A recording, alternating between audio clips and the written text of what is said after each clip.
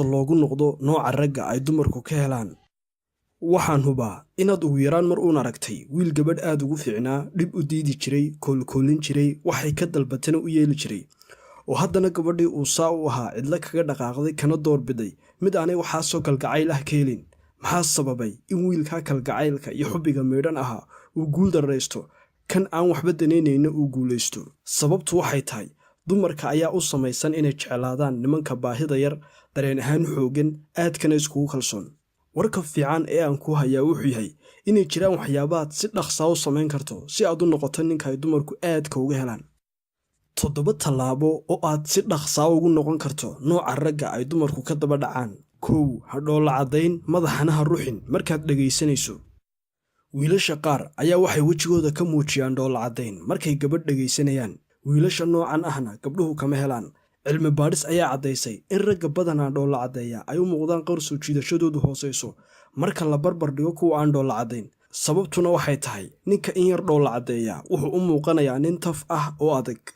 2. wax yar hadal. ragga ay dumarku ka helaan wax badan ma hadlaan, waxay yaqaanaan sida loo isticmaalo ereyada ugu kooban ee ay naftooda ku sharaxi karaan. markaad wax yar hadasho waxaad noqonaysaa qof uu qofku ku wareero dareennadiisa oo ay madaxnimadu ku yar tahay, waxaana intaaba ka sii muhiimsan waxaad u muuqanaysaa mid baahi yar. 3. isku kalsoonow. ka takhallus khajilaada badan, ka takhallus warwarka oo noqo mid isku kalsoon. u hadal si kalsooni leh oo u soco si kalsooni leh. ficil kastood qaadaana ha ka turjuma kalsoonidaada. kalsoonida naftu waxay ninka ka dhigtaa mid ay dumarku ka daba dhacaan. 4. aad ha u farxin. ma garanaysaa dareenka farxadeed ee ay carruurtu dareemaan marka loo soo iibiyo boombalada ama caruusadda ay ku ciyaaraan? dareenka farxadeed ee ay tahay inaad ka fogaataa waa kaa. markaad soo bandhigto dareen aad u yar waxaad noqonaysaa qof wax badan u qarsoon yihiin. tanna waxay gabadha u diraysaa fariin ah inaanad ahayn nin si fudud lagu heli karo oo aad uga qiimo badan tahay ragga kale. 5. nin adag noqo. inaad nin adag noqotaa waa mid ka mid ah waxyaabaha daruuriga ah ee aad ku noqonayso ninka ay dumarku ka helaan.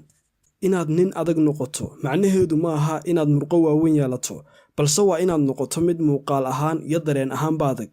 mar kasta ha ka caban noloshaada, ha iska dhigin qof daciif, hana iska dhigin mid u muuqda inay noloshu aad ugu adag tahay. 6. wax muhiimad ah ha siin fikradda dadka kale. tan macnaheedu maaha inaad xumayso ama ku xadgudubto dadka kale xuquuqdooda, balse macnaheedu waa inaad samayso wax kasta oo aad rabto adigoon ka baqanin cambaaraynta dadka kale. 7. mayadhe. ha ku raacin gabadha wax kasta. khilaaf marka aad aaminsan tahay inaad saxsan tahay. mayadhe adigoon wax sharaxaada bixinayn markaanad jeclaysan inaad wax samayso. u istaag waxaad xaq u leedahay, warkaaguna ha caddaado markaad wax weydiinayso. waqtiga ay tahay inaad isticmaasho farsamooyinkan. sida laga yaabo inaad horeba ka qiyaastay inaad qof kasta sidaa ula dhaqantaa waxay kaa dhigi kartaa